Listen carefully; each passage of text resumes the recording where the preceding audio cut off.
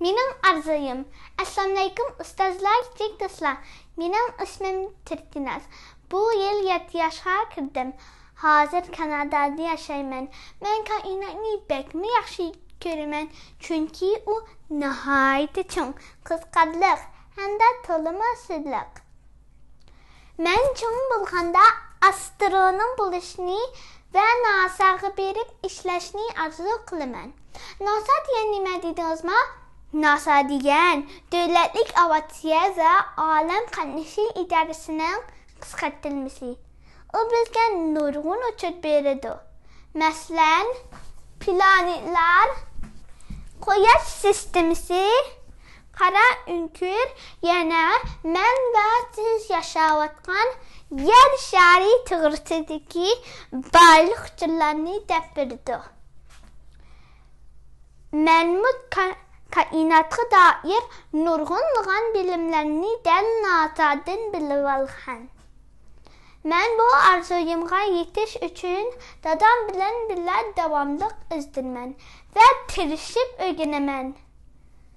Nurg'un bilimlarni egallab NASA'ning a'zosi bo'laman. Ondan keyin qanday qilganda yer sharimizni noma'lum jismlarga so'qilib ketishdan saqlashni tadqiq qilman. Undaqda men bugungi mazmunimni mono she'r bilan oxirlashtiraman. She'rning ismi Rakitaga chiqqunba. Rakitaga chiqqunba. Rakitaga chiqqunba. Ketdi parvoz qilgunba. Olamdagi sirlarni birini qo'ymay bilgunba. Rakitaning ichida har rangdagi gullar bor. Asti moslashgan qiziqarli o'yin bor. Rahmat. Turkinas qizim, siz nutqingizni naytdi erkin bir qiyofatda so'zildingiz. Nutqingiz bek yaxshi bo'ldi, men bek yoqtirdim. Sizning nutqingizning temasi nurg'un kishilarni ilm-fan o'rganishga undaydigan, ilhom beradigan bir tema ekan.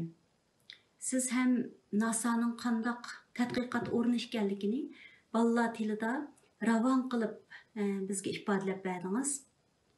Siz nutqingiz jarayonida bir parcha she'rni deklamasiya qilish orqali bu nutqingizning boshqalarni qoyil qilish kuchini texmo oshirdingiz, ham nutqning mazmunini texmo gavdalantirdingiz deb qarayman.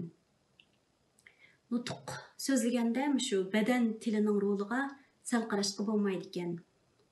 Masalan, Turkinas qizimiz nutq jarayonida qo'liga bir qo'nchoqni elib, uni astronomga simbol qilish hamda oq ko'rinishdagi mazmunlarni ko'rsatib tushuntirish orqali badan tilini ko'rurmanlarni qoyil qilolgudek darajada ifodalayoldi deb qarayman.